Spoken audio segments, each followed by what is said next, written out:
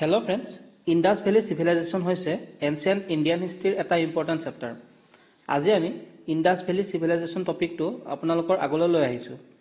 এই ভিডিঅ'টো চোৱাৰ পিছত মই এটা কথা ক'ব পাৰিম যে ইণ্ডাছ ভেলী চিভিলাইজেশ্যনৰ ওপৰত আৰু বেলেগ কুৱেশ্যন কেতিয়াও নাহে। 99% যিমান কুৱেশ্যন আছে ইণ্ডাছ ভেলী চিভিলাইজেশ্যনৰ ওপৰত এই ভিডিঅ'টোৰ পৰা আহিব। গতিকে এক্সামপেডিয়া অসম চেনেলটোলৈ আপোনালোক সকলোকে স্বাগতম জনাইছোঁ। মই পল্লৱজ্যোতি বৰা। আহক আজিৰ ভিডিঅ'টো আৰম্ভ কৰোঁ। This is about me. প্ৰথমতে চাওঁ আহক ইণ্ডাছ ভেলী চিভিলাইজেশ্যনৰ কিছুমান important fact. Indus valley civilisation হৈছে আমি জনা আৰ্লিয়েষ্ট চিভিলাইজেশ্যন। ইয়াক হাৰাপ্পান চিভিলাইজেশ্যন বুলিও জনা যায়। কাৰণ ইণ্ডাছ ভেলী চিভিলাইজেশ্যনৰ বিষয়ে আমি প্ৰথমতে হাৰাপ্পা নামৰ ঠাইখন যেতিয়া খনন কৰিছিলে তেতিয়া জানিব পাৰিছিলোঁ। সেয়ে ইয়াৰ অন্য নাম হৈছে হাৰাপ্পান চিভিলাইজেশ্যন। আকৌ ইণ্ডাছ ভেলী চিভিলাইজেশ্যন বুলি আমি কিয়নো কওঁ? কাৰণ এই গোটেই চিভিলাইজেশ্যনটো সিন্ধু নদী, যাক ইংলিছত ইণ্ডাছ ৰিভাৰ বুলি জনা যায়, এই নদীৰ পাৰত অৱস্থিত হোৱাৰ বাবে এই চিভিলাইজেশ্যনটোক ইণ্ডাছ ভেলী চিভিলাইজেশ্যন বুলি জনা যায়। জন মাৰ্শ্বেল হৈছে প্ৰথমজন ব্যক্তি যি ইণ্ডাছ চিভিলাইজেশ্যন এই টাৰ্মটো ইউজ কৰিছিলে। আমাৰ এনচিয়েণ্ট ইণ্ডিয়ান হিষ্ট্ৰীক বিভিন্ন ভাগত ভাগ কৰিব পাৰি, যেনে নিঅ'লিথিক, পেলিঅ'লিথিক, চাৰ্কলিথিক ইত্যাদি। এতিয়া এই ইণ্ডাছ ভেলী চিভিলাইজেশ্যনটো চাৰ্কলিথিক এজ বা চাৰ্কলিথিক পিৰিয়ডত পৰে। ইয়াক কপাৰ এজ বা কেতিয়াবা ব্ৰঞ্জ এজ বুলিও জনা যায়। ইণ্ডাছ ভেলী চিভিলাইজেশ্যনটো যদি আমি টাইমলাইনটো চাওঁ তেন্তে 3300 খ্ৰীষ্টপূৰ্বৰ পৰা আৰম্ভ কৰি 1300 খ্ৰীষ্টপূৰ্বলৈকে ইণ্ডাছ ভেলী চিভিলাইজেশ্যনটো এক্সিষ্ট কৰিছিলে। ইণ্ডাছ ভেলী চিভিলাইজেশ্যনটো ইণ্ডিয়া, পাকিস্তান আৰু আফগানিস্তানলৈকে বিয়পি আছিল।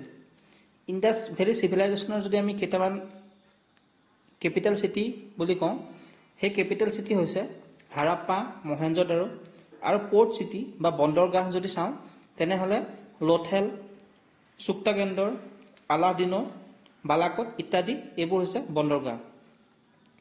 এতিয়া এইখন হৈছে ইণ্ডাছ ভেলী চিভিলাইজেশ্যনৰ এখন মেপ। ইয়াত দেখুওৱা হৈছে যে ইণ্ডাছ ভেলী চিভিলাইজেশ্যনৰ বিস্তাৰ ক'ত ক'ত আছিলে। পাকিস্তানৰ আণ্ডাৰত থকা ছাইটখিনি হৈছে এইখিনি ছাইট, যেনে মহেঞ্জোদাৰো, চুক্তাগেণ্ডৰ, বালাকট, আৰু এইখিনি ছাইট হৈছে ইণ্ডিয়াৰ আণ্ডাৰত থকা ছাইট। এতিয়া বেছিভাগ যিমানখিনি ছাইট আছে সেই ছাইটখিনি বেছিভাগ পাকিস্তানতে আছে। ইণ্ডাছ ভেলী চিভিলাইজেশ্যনৰ কিছুমান ইম্পৰ্টেণ্ট বৈশিষ্ট্য হৈছে 1 নম্বৰ ছিষ্টেমেটিক টাউন প্লেনিং। যিমানখিনি ছাইট ডিছকভাৰ হৈছে চব ছাইটৰে উল্লেখনীয় বৈশিষ্ট্য হৈছে তাৰ টাউন প্লেনিং। ছাইটখিনি অত্যাধুনিক যিবিলাক চহৰ আছে বৰ্তমানৰ, সেই চহৰৰ দৰে ছিষ্টেমেটিক আছিলে। ছেকেণ্ড ইম্পৰ্টেণ্ট ফিচাৰ হৈছে ইউজ অফ বাৰ্ণ্ট ব্ৰিক। তেওঁলোকে ঘৰ সাজিবলৈ আজিৰ দৰে পোৰা ইটা ব্যৱহাৰ কৰিছিলে। 3 নম্বৰ তেওঁলোকৰ ড্ৰেইনেজ ছিষ্টেমটো। তেওঁলোকৰ ড্ৰেইনেজ ছিষ্টেমটো হৈছে এটা ইম্পৰ্টেণ্ট ফিচাৰ ইণ্ডাছ ভেলী চিভিলাইজেশ্যনৰ। তেওঁলোকৰ ড্ৰেইনেজ ছিষ্টেম হৈছে আণ্ডাৰগ্ৰাউণ্ড, অৰ্থাৎ মাটিৰ তলত তেওঁলোকে ড্ৰেইন খান্দি পেলাই তেওঁলোকৰ যিখিনি ব্যৱহৃত ঘৰুৱা পানী আছিলে সেইবোৰ সেই ড্ৰেইনৰ মাজেদি যাবলৈ দিছিলে।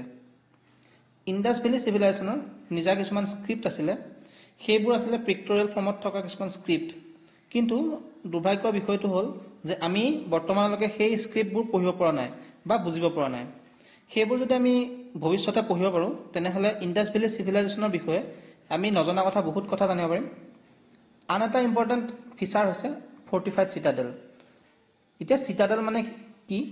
চিটাডেল হৈছে এটা ওখ ঠাই বা য'ত কিছুমান ইম্পৰ্টেণ্ট বিল্ডিং থাকে বা ৰজাবোৰ য'ত আছিলে সেইবোৰক কোৱা হয় চিটাডেল। সেইবোৰ সুন্দৰকৈ বেৰ দি পেলাই লোৱাৰ টাউনৰ পৰা পৃথক কৰি ৰাখিছিলে। এইখিনি হৈছে ইণ্ডাছ ভেলী চিভিলাইজেশ্যনৰ কেইখনমান ফটো। এতিয়া এই ফটোখনত যিখন আছে ইয়াত যোনটো ওখ প্লেচ আছে সেইখনক কোৱা হয় চিটাডেল, আৰু বাকী যিখিনি প্লেচ আছে তাক কোৱা হয় লোৱাৰ টাউন। এইটো হৈছে ইণ্ডাছ ভেলী চিভিলাইজেশ্যনৰ টাইমত যিবিলাক চিল ইউজ কৰিছিলে সেই তেনেকুৱা এটা চিল যিটো আমি খননৰ ফলত লাভ কৰিছিলোঁ। এইটো হৈছে ইণ্ডাছ ভেলী চিভিলাইজেশ্যনৰ সময়ত যিবিলাক ড্ৰেইনেজ ছিষ্টেম আছিলে আণ্ডাৰগ্ৰাউণ্ড, সেই ড্ৰেইনেজ ছিষ্টেমটো আছিলে এনেকুৱা। আৰু ইণ্ডাছ ভেলী চিভিলাইজেশ্যন যেতিয়া খনন কৰা হৈছিলে সেই খননৰ ফলত কিছুমান আমি নৰকংকাল পাইছিলোঁ, সেইবোৰ হৈছে এনেকুৱা। ইণ্ডাছ ভেলী চিভিলাইজেশ্যনৰ আমি যদি বাউণ্ডেৰীটো চাওঁ তেনেহ'লে ৱেষ্টত আছিলে চুক্তাগেণ্ডৰ, যিটো বৰ্তমান পাকিস্তানত আছে। ইষ্টত আছে আলিমগড়পুৰ, যিটো বৰ্তমান ইউ পিত আছে। সাউথত আছে দৈমাবাদ যেটো বৰ্তমান মহাৰাষ্ট্ৰত আছে আৰু নৰ্থত আছে মান্দা যেটো বৰ্তমান জম্মু কাশ্মীৰত আছে এইখন হৈছে ইন্দাছ ভেলী সিভিলাইজেশনৰ বিস্তাৰিত মেপ ইয়াত যদি আমি চাওঁ ইষ্টৰ পৰা ওয়েষ্টলৈ ইয়াত বিস্তাৰটো বেছিকৈ আছিল 1550 কিলোমিটাৰ আৰু নৰ্থৰ পৰা সাউথলৈ বিস্তাৰটো কম আছিল হেতু হৈছে 1400 কিলোমিটাৰ এতিয়া আমি চাওঁ আহক ইন্দাছ ভেলী সিভিলাইজেশনৰ কিছুমান ইম্পৰ্টেন্ট সাইট আৰু হেইবোৰনো কিয় ফেমাস ইন্দাছ ভেলী সিভিলাইজেশনৰ ফাৰ্ষ্টত ডিস্কভাৰ হোৱা সাইটটো হৈছে হাৰাপ্পা এই হাৰাপ্পা সাইটটো আছে বৰ্তমান পাঞ্জাব পাকিস্তানৰ পাঞ্জাবত হাৰাপ্পাৰ কাষেৰে পাৰ হৈ যোৱা নদীখন হৈছে ৰবি নদী ইয়াক পোনপ্ৰথমবাৰৰ বাবে দয়াৰাম সাহানীয়ে 1921 চনত খনন কৰি উলিয়াইছিল ইয়াৰ কিছুমান ফাইন্ডিং হৈছে ইয়াত কিছুমান বালিৰ মূৰ্তি গ্ৰেনাৰী অৰ্থাৎ কিছুমান শস্য পোৱা গৈছিল এতিয়া এই গ্ৰেনাৰীবোৰ যিবোৰ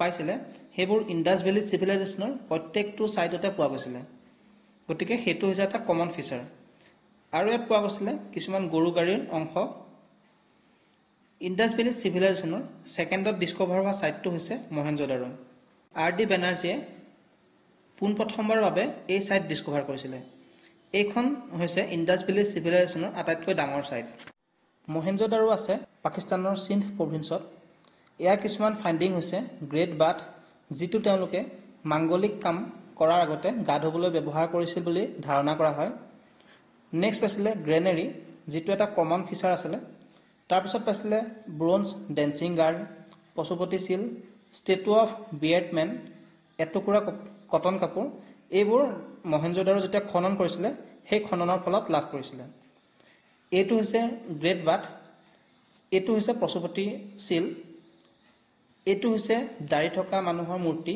বা কেতিয়াবা ইয়াক প্ৰিষ্ট বা পূজাৰী বুলিও জনা যায় আৰু এইটো হৈছে ব্ৰোঞ্জ ডেন্সিং গাৰ্লৰ এটা মূৰ্তি ইন্দাছ ভেলী সিভিলাইজেশনৰ নেক্সট ইম্পৰ্টেন্ট সাইটটো হৈছে চানহুদাৰো যিখন আছে বৰ্তমান পাকিস্তানৰ সিন্ধ প্ৰভিন্সত 1931ত গোপাল মজুমদাৰে এই সাইটটো খান্দি উলিয়াইছিল এই সাইটটো আছে সিন্ধু নদীৰ পাৰত ইয়াৰ কিছুমান ফাইন্ডিং হৈছে ইয়াত ইংক পট লিপষ্টিক মণি মুকুতা বনোৱা কাৰখানা আৰু কুকুৰৰ ভৰি চিহ্ন ইয়াত পোৱা গৈছিল ইন্দাছ ভেলী সিভিলাইজেশনৰ নেক্সট সাইটটো হৈছে ৰোপট এই সাইটটো আছে ইণ্ডিয়াৰ পাঞ্জাবত সতলুজ নদীৰ পাৰত ইয়াক ৱাইডি শৰ্মাই 1953ত খান্দি উলিয়াইছিল ইয়াৰ কিছুমান ফাইন্ডিং হৈছে ইয়াত মানুহৰ লগত কুকুৰৰ কংকাল পোৱা গৈছিল হয়তো এই সময়ত মানুহে কুকুৰ পুহিছিল আৰু সেই মানুহজন মৰিলে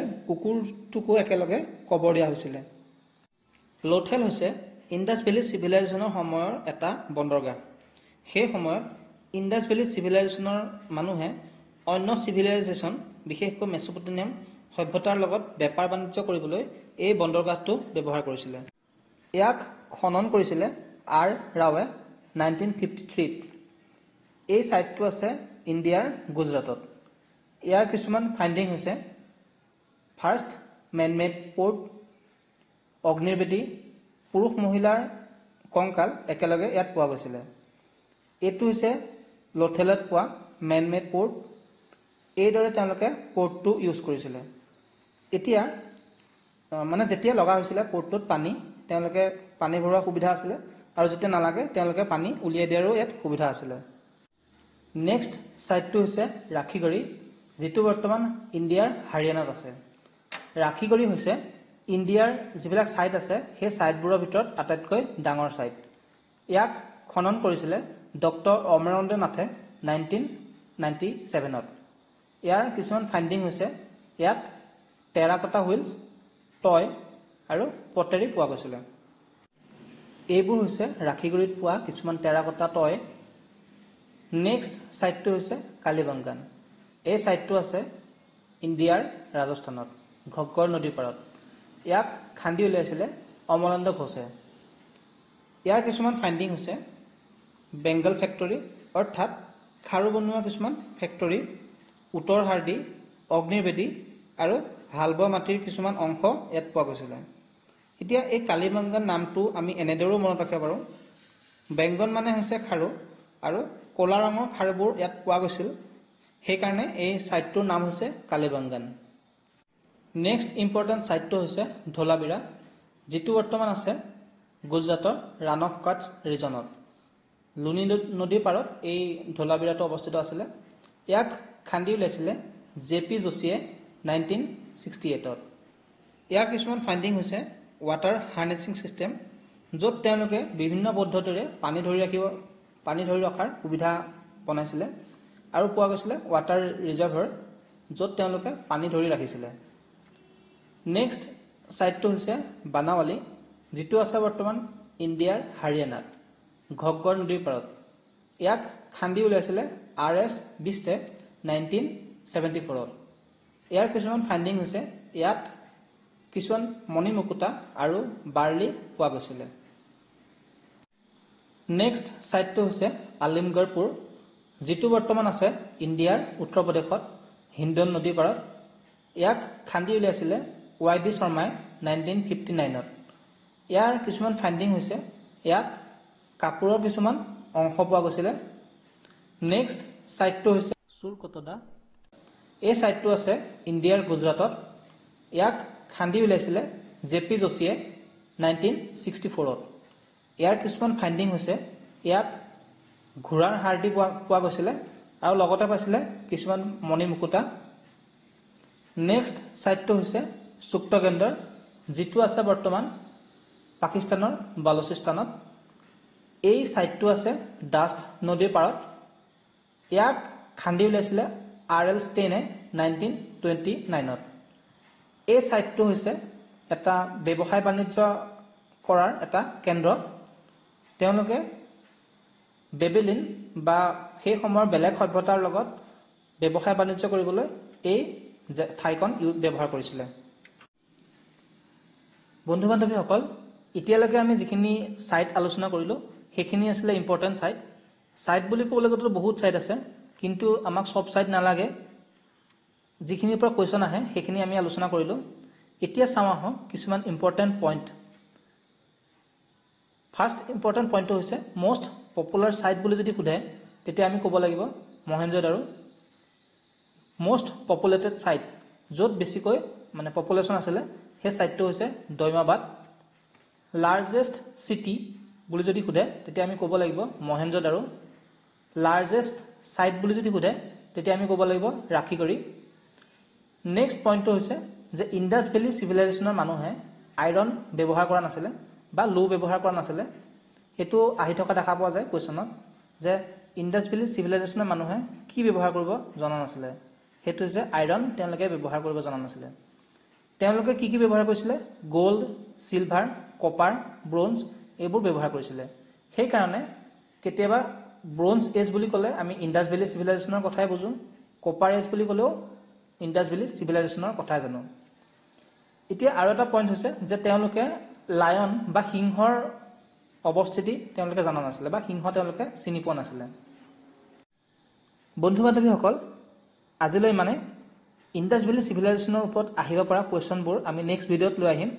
গতিকে আজিলৈ আপোনালোকে যদি ভিডিঅ'টো ভাল পালে তেনেহ'লে লাইক কৰিব, কমেণ্ট কৰিব আৰু চেনেলটো ছাবস্ক্ৰাইব কৰিব। লগতে আপোনালোকৰ বন্ধু বান্ধৱীসকলৰ লগত এই ভিডিঅ'টো শ্বেয়াৰ কৰিব। আজিলৈ ধন্যবাদ।